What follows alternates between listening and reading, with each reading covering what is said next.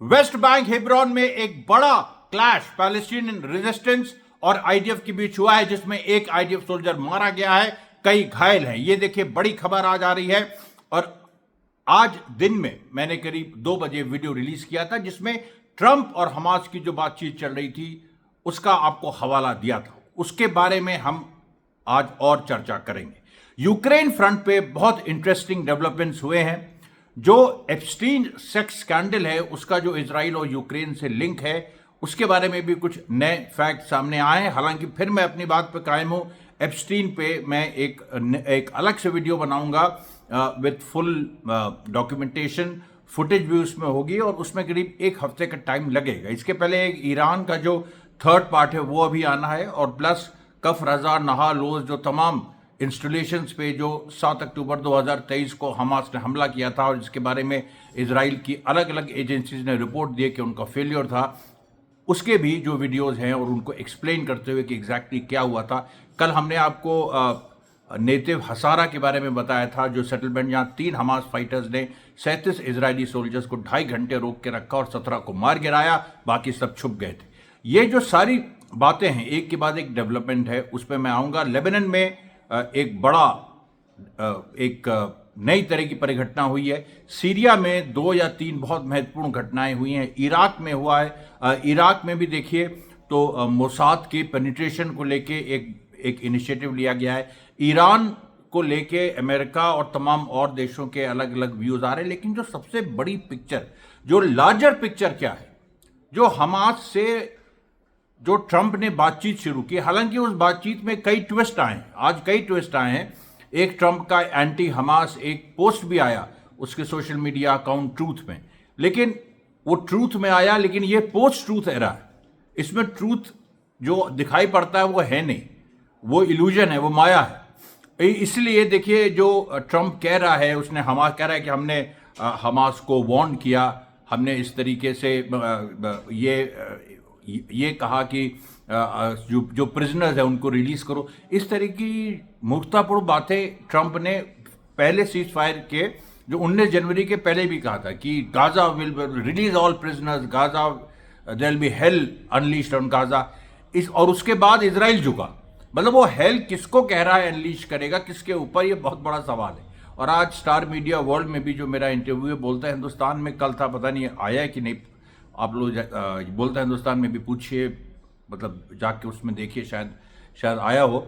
Star media world में आज रात को 9 बजे आ रहा है। उसमें भी मैंने यही कहा है कि ट्रंप जो कहता है वो हमास के लिए ऐसा दिखता है कि हमास के लिए कह रहा है, नाम भी ले लेता है, आज तो नाम भी लिया, लेकिन वो नेतन्याहू के लिए होता है। क्योंकि अगर ट्रंप इस अपनी बात पे सीरियस होता तो फिर वो हमास से बातचीत क्यों कर रहा है? क्योंकि आज यूएस गवर्नमेंट ने ऑफिशियली मान लिया कि वो हमास से बातचीत कर रही है अलग से। और इसमें क्या बातचीत हो रही है, ये बहुत एक मिस्ट्री है। इजराइल इस तरह से कह रहा है कि नहीं, हमें पता है कि वो यूएस से बात कर रहा है, यूएस हमास से डायरेक्टली बात कर रहा है, हम उसको माइंड नहीं करते हैं। तुम क्या माइंड करोगे, तुम्हारी औकात नहीं, कल को तुम्हारा ज़ेलेंस्की बना दिया जाएगा। तो ये जो देखिए पूरा एक जो सिनारियो है, इसमें जो मेन बात है, जो देखिए आज से मैं जो थीम डेवलप कर रहा हूँ, नई थीम, और जो आज बाकी जो खबरें हैं उसके साथ साथ ये थीम भी चलेगी, इसके एनालिसिस चलेगी कि एक नया वर्ल्ड ऑर्डर इमर्ज कर रहा है। एक वर्ल्ड ऑर्डर वो था जो बाइडेन के समय, जिसमें अमेरिका सुपीरियर था, इजराइल सुपीरियर था, यूरोप सुपीरियर था, और ये तीन मिलके एजेंडा सेट कर रहे थे दुनिया का। रशिया को घेर रहे थे, फिर रशिया ने यूक्रेन पे हमला किया, चाइना को घेर रहे थे, ये सारी चीजें हो रही थी। अमेरिका, यूरोप और इजराइल मिलके एक पोल बने हुए थे और कह रहे थे कि वर्ल्ड मल्टीपोलर नहीं, यूनिपोलर होगा। और जो नया वर्ल्ड ऑर्डर है वो अमेरिका के जो रूल्स बेस्ड लॉ है, यानी कुछ रूल्स ऐसे हैं जो अमेरिका बनाएगा, उसके आधार पे पूरी दुनिया चलेगी। तो ये जो पूरा भरभरा के गिर गया है। ट्रंप ने आते ही ये सब चेंजेस किए हैं, और अब जो दुनिया इमर्ज कर रही है वो क्या कर रही है, क्योंकि लार्जर पिक्चर बहुत जरूरी है। छोटे अमरीश मिश्रा स्पीच की खासियत यह है कि आपको वो एक लार्जर पिक्चर देता है जो कोई नहीं देता है। जो बड़े बड़े ऑर्गेनाइजेशंस, बीबीसी से लेके गार्जियन से लेके, आपको लार्जर पिक्चर नहीं देते। और जो छोटी से छोटी सूक्ष्म बातें, जो बिल्कुल एक टाइनी डिटेल्स हैं, वो भी हम आपको देते हैं। और उन दोनों को लिंक करते हैं और ये बताते हैं कि फ्यूचर किस तरफ जा रहा है। तो ये देखिए जो एक बड़ी चीज है दुनिया में आने वाले दिनों में, मुझे लग रहा है और इस चीज का एहसास हो रहा है कि अब 4 बड़ी ताकतें रह जाएंगी। देखिए यूक्रेन के मुद्दे पे आज मैं आपको बताऊंगा यूरोप कैसे रिएक्ट कर रहा है। यूरोप एज अ फोर्स खत्म हो गया है। यूरोप जो 19th सेंचुरी में पूरी दुनिया को रूल करता था, अमेरिका उस यूरोप के कर्जे में था 19th सेंचुरी में। मैं आज से 100 साल पहले की बात कर रहा हूं, 100 साल भी नहीं, उससे भी ज्यादा, 150 साल पहले। समझ लीजिए 150 साल पहले, आज से 1880s 1890s में क्या हालात थे, या 1875 और 1900 के बीच में क्या हालात थे। इंग्लैंड के पास इंडिया, श्रीलंका, पूरा साउथ एशिया था, बर्मा वगैरह सब। फ्रांस के पास आधा अफ्रीका था, वहां भी इंग्लैंड का हस्तक्षेप था। इंडोनेशिया से लेके मलेशिया, ये भी कुछ हॉलैंड के पास थे, कुछ इंग्लैंड के पास थे। और ये इधर आप आ जाइए लैटिन अमेरिका, तो वो उसमें भी देखिए तो स्पेन का और तमाम कॉलोनियल पावर्स का अपना डायरेक्ट या इनडायरेक्ट इन्फ्लुएंस था। यूरोप पूरी दुनिया को कंट्रोल करता था। और आज ये स्थिति हो गई है कि ट्रंप यूरोप को लात मार रहा है, यूरोप से साफ कह रहा है। और ट्रंप का वाइस प्रेसिडेंट जेडी वैंस जाके यूरोप के मुंह पे कहता है कि तुम लोग ने अमेरिका को केवल चूसा है, नेटो बेकार है, नेटो का कोई मतलब नहीं है, क्योंकि नेटो बना था सोवियत यूनियन को कम्बैट करने के लिए। जब सोवियत यूनियन ढह गया तो उसके बाद नेटो का क्या मतलब है। और यही चीज प्यूटिन कहता है। प्यूटिन ने कहा कि हमसे रशिया से वादा किया था, सोवियत यूनियन से, जब सोवियत यूनियन टूटा 1991 में, 15 देश अलग हुए, तो अमेरिका ने वादा किया था कि हम नेटो को से रशिया को नहीं घिरवाएंगे। और नेटो का अब यूज खत्म हो गया, उसको हम एक पीस कीपिंग फोर्स की तरह रखेंगे। लेकिन नेटो से आप घिरवाते रहे, यहां तक बात आ गई कि यूक्रेन नेटो ज्वाइन करने वाला। और वो यूक्रेन जिसने रशियन स्पीकिंग लोगों को, जो यूक्रेन में रहते हैं, उनका कत्लेआम किया, कितने लोगों को मार दिया, और वहां पर अपराइजिंग हुई, सब हुई। उसके बाद पुतिन को इंटरवीन करना पड़ा। ये बड़ी ही फैसिस्ट, जो जेलेंस्की के न्यो नाजी और जायनिस्ट रिजीम है, खुद ये ज्यू है और जायनिस्ट ज्यू है। और यहां पर देखिए चाइल्ड सेक्स ट्रैफिकिंग, इसकी जो वाइफ है, जेलेंस्की की जो वाइफ है, ये पूरा इन्वॉल्व है। इसने 2022 में क्या है, यूक्रेन में बहुत सारे बच्चे जो हैं वॉर के वजह से मिसिंग हैं, हजारों की संख्या में। उन बच्चों के लिए एक इसने ट्रस्ट बनाया, जेलेंस्की की वाइफ ने, 2022 में। उसमें हिलरी क्लिंटन भी है। अच्छा, हिलरी क्लिंटन का भी चाइल्ड सेक्स ट्रैफिकिंग से एक पुराना रिश्ता है, 2011-2012 में। उसके बारे में कभी आपको बताएंगे। उसने उस समय भी एक ट्रस्ट बनाया था, जो उसको बड़ी रहस्यमय तरीके से बंद करना पड़ा। उसमें एक ऐसा नाम इन्वॉल्व है जो आप सुन के विश्वास ही नहीं करेंगे, आप कहेंगे ये संभव ही नहीं। तो वो देखिए मैं आपको धीरे धीरे बताऊंगा। अभी जो यूक्रेन में जो पूरा स्कैंडल सामने आ रहा है कि 2022 में जो जेलेंस्की की वाइफ ने बच्चों के, ऑर्फन बच्चों के लिए जो ट्रस्ट बनाया था, उसमें कितने बच्चे गायब हो गए, कितने बच्चे उसमें से गायब हो गए। एप्स्टीन के बारे में जो पूरी बात आ रही है, जो खुद ज्यू था, एप्स्टीन, जो कि 2019 में 2006 में पहली बार, फिर 2019 में वो अरेस्ट हुआ। 2019 में जब वो अरेस्ट हुआ अमेरिका में, चाइल्ड सेक्स ट्रैफिकिंग की, यानी माइनर्स की सेक्स ट्रैफिकिंग में वो इन्वॉल्व। और उसके बड़े बड़े लोगों से, बिल क्लिंटन से लेके और प्रिंस एंड्रयू से लेके सारे, रॉयल ब्रिटिश हाउस, जो भी दुनिया के बिलियनियर्स हैं, सब उसके साथ पूरा है। और ट्रंप ने एप्स्टीन फाइल्स, जो कि सीक्रेट रखी हुई थी 2019 से, क्योंकि 2019 में एप्स्टीन ने एक अमेरिका के प्रिजन में आत्महत्या कर ली थी। हालांकि वो आत्महत्या नहीं, किलिंग भी हो सकती है। तो एप्स्टीन फाइल्स को ट्रंप ने कहा कि हम डीक्लासिफाई करेंगे। उसमें बहुत सारी इंफॉर्मेशन आ रही है, और उसमें एक बहुत खतरनाक इंफॉर्मेशन है कि एप्स्टीन मोसाद का एजेंट था। उसमें कुछ इस तरीके से सामने बातें आई हैं कि वो जो कुछ मोसाद के एक्स एजेंट्स हैं, उन्होंने कहा है, उन्होंने अपनी टेस्टिमनी दी है, और जो उन फाइल्स में छुपी है, कि एप्स्टीन जो है वो मोसाद के लिए काम करता था। एप्स्टीन का काम था कि बड़े बड़े अमेरिका के पॉलिटिशियंस, इंग्लैंड के, यूरोप के पॉलिटिशियंस, इनको माइनर्स के साथ सेक्स करवाओ और फिर उसको रिकॉर्ड करो, फिर उनको ब्लैकमेल करो इजराइल के फेवर में काम करने के लिए। अब आप सोचिए कितना घिनौना ये पूरा एक इजराइल का पूरा ये रिजीम है। और भी कुछ बातें आई हैं, कैसे पूरा जो ऑर्गन हार्वेस्टिंग, यानी जो फिलिस्तीनी बॉडीज को उठा के इजराइल ले जाता है, उसके ऑर्गन निकाल लेता है। हजारों फिलिस्तीनियों के ऑर्गन निकाले जा चुके हैं। और उसके बाद इजरायलीज जो है उनके भी ऑर्गन वो निकालता है और बेचता है उसको बकायदा।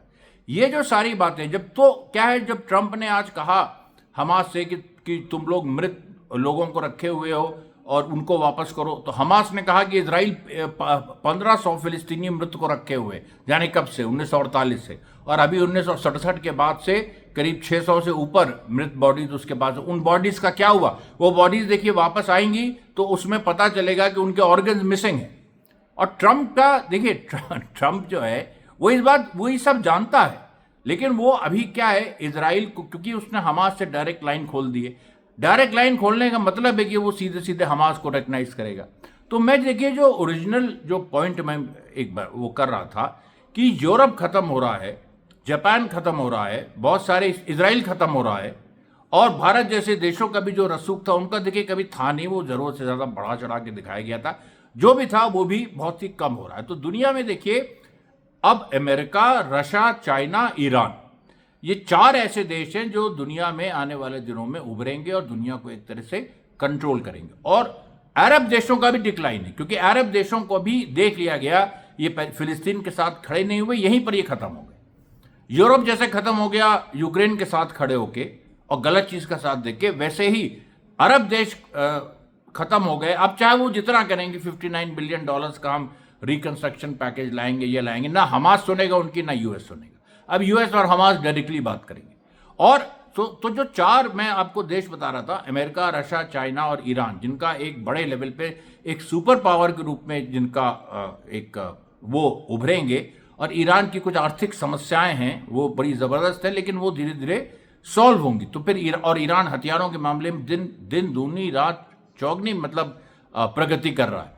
अब जो पूरी जो सिचुएशन आ गई है वो यहाँ आ गई है कि अरब कंट्रीज में क्या होगा। तो अरब कंट्रीज में नया, आपको पता है, एक नया राष्ट्र जो भर रहा है, उसका नाम क्या है? उसका नाम है फिलिस्तीन। जो आपका फिलिस्तीन है, जो आपका एक तरह से हम लोगों का मतलब एक, जिसको हम लोगों ने पाला पोसा, मतलब हर तरह से, हम क्या पाले पोसेंगे, हमसे पहले से था, लेकिन अभी कुछ दिनों में हमें एक ऐसा सेंटिमेंट फिलिस्तीन के बारे में जगता है, जैसे वो हमारा कुछ है, हमारा बड़ा भाई है, हमारा छोटा बच्चा है, जो भी सारी चीजें, उसको हमको नर्चर करना, उसको हमको एक देश के रूप में खड़ा करना है। पूरी दुनिया में इस तरह का सेंटिमेंट है। वो देश के रूप में खड़ा होगा और महाशक्ति बनेगा, क्योंकि इजराइल का डिक्लाइन है। आने वाले कई कुछ दशकों में इजराइल का डिक्लाइन है, पैलेस्टाइन का राइज है। अमेरिका इस चीज को समझ रहा है, इसीलिए प्रेसिडेंट डोनाल्ड ट्रंप ने सीधे सीधे हमास से बातचीत शुरू की। सोचिए, इस तरह की खतरनाक बात, इस तरह की साफ साफ बात, अगर किसी में हिम्मत है, दम में दम है अमरीश मिश्रा के टक्कर में आने का, तो आके दिखाए।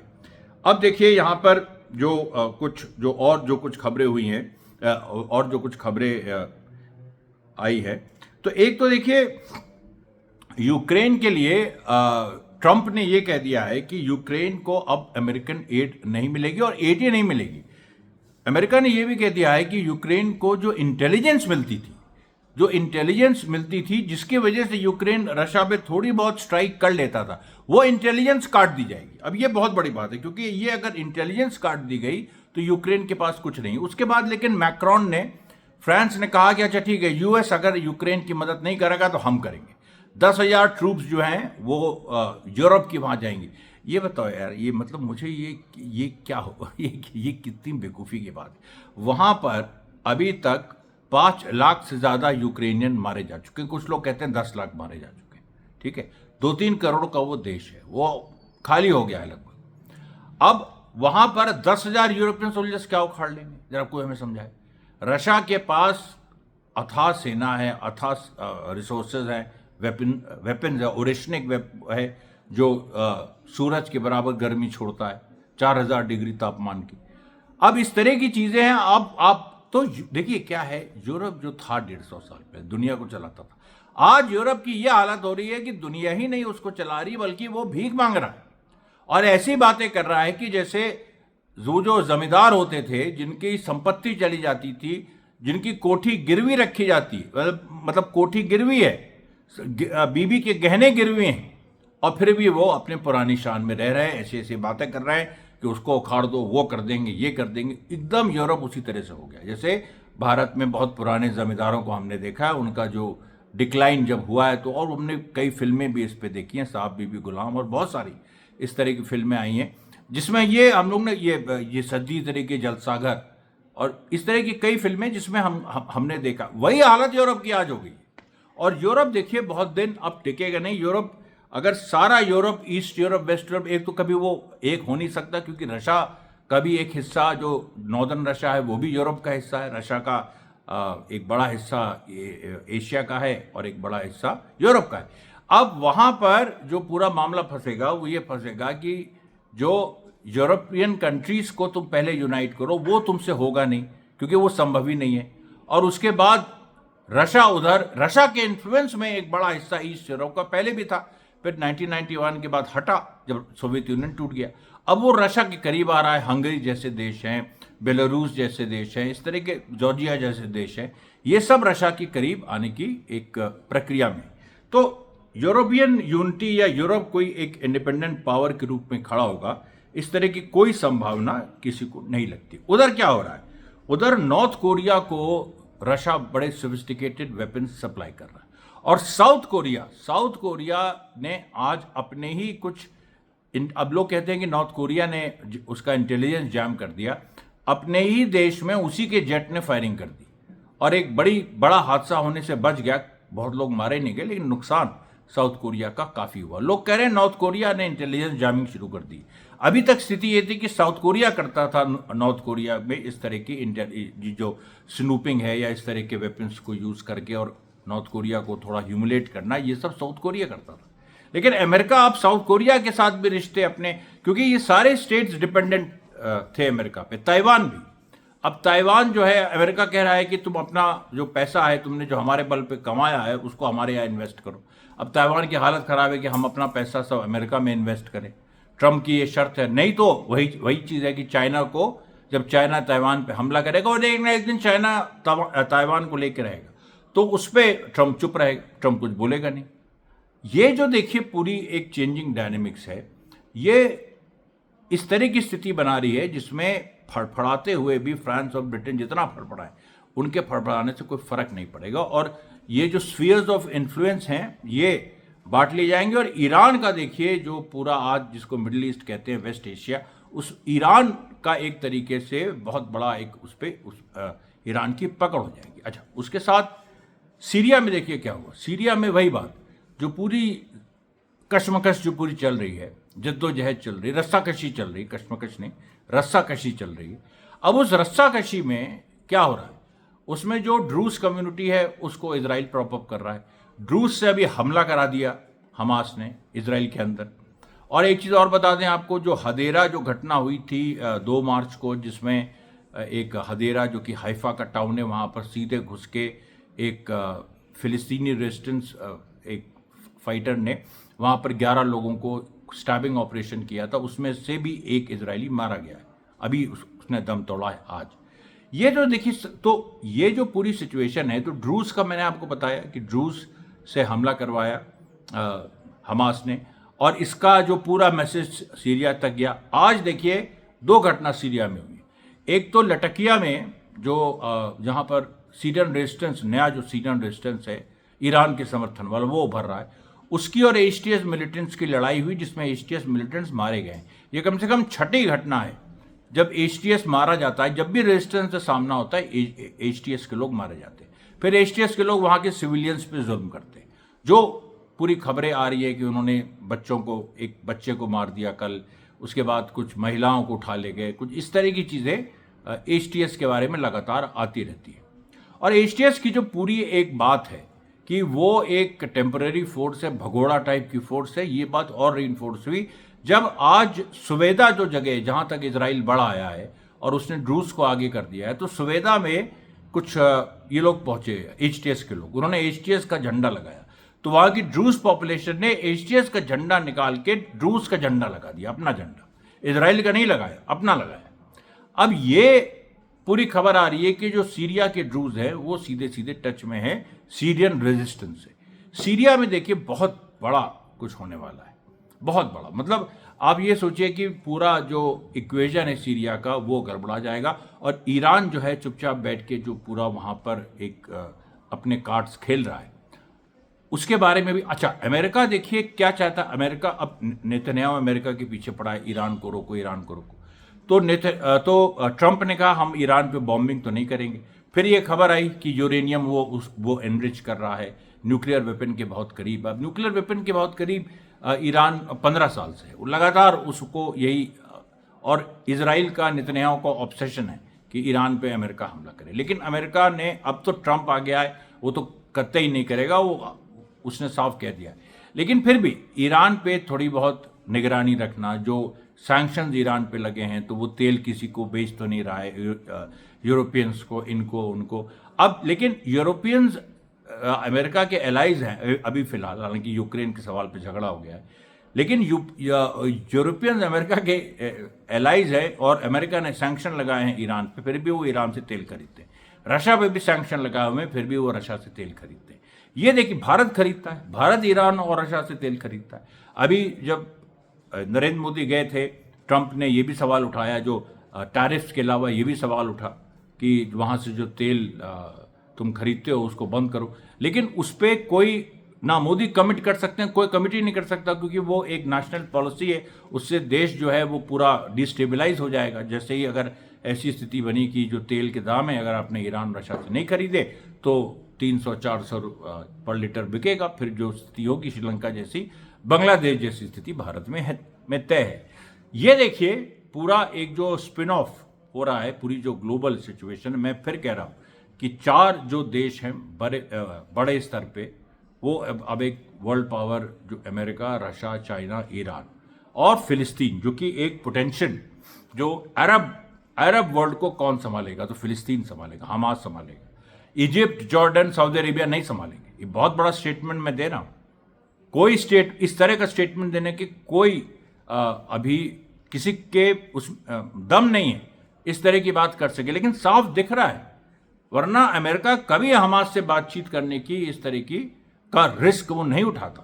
लेकिन वो इस चीज को देख रहा है कि हमास एक ऐसी फोर्स है जिसने प्रूव कर दिया है कि वो इजराइल को हरा सकती है। जब इजराइल को हरा सकती है तो फिर उस रीजन में अमेरिका का एक ही एलाई था, बाकी सब अमेरिका के भीख पे पल रहे हैं। लिटरली जॉर्डन, इजिप्ट और सऊदी अरेबिया अमेरिका की भीख पे पल रहे हैं। उनकी क्या औकात है?